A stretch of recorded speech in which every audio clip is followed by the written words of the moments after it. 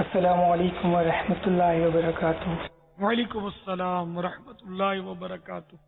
میں محمد جنید اتاری جدہ شریف عرب شریف سے بات کر رہا ہوں۔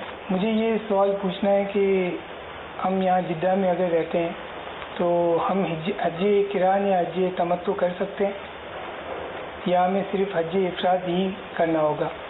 اور اگر حج تمتع یا حج قران کرنا ہو تو ہم کس طرح کریں گے؟ جزاک اللہ خیرہ۔ السلام علیکم ورحمۃ اللہ وبرکاتہ۔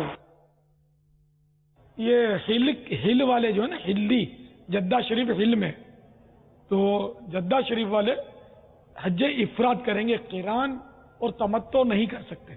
تو حج قران یا حج تمتع کرنا چاہتا ہے تو اب ہلی کے لیے صورت ہے کہ اشہر حج سے پہلے میقات سے باہر چلا جائے۔ مدینہ منورہ میقات سے باہر ہے، طائف شریف بھی میقات سے باہر ہے۔ طائف شریف تو بہت قریب ہے مکہ مکرمہ سے، تو جن کے پاس وہاں عرب شریف کا ویزا ہوتا ہے وہ طائف شریف بھی جا سکتے ہیں۔ تو مدینہ منورہ چلا جائے یا طائف شریف چلا جائے، میقات سے باہر کہیں بھی چلا جائے، ٹھیک ہے نا۔ یہ تنعیم میں نہیں ہے، تنعیم جو ہے وہ ہل کے اندر ہے، اگرچہ حرم سے باہر ہے۔ تو بہرحال میقات کے باہر سے ہی اب احرام باندھ کر چاہے تمتع کا ہے چاہے قران کا ہے، تو اب اس کا یہ حج قران یا حج تمتع ہو سکے گا۔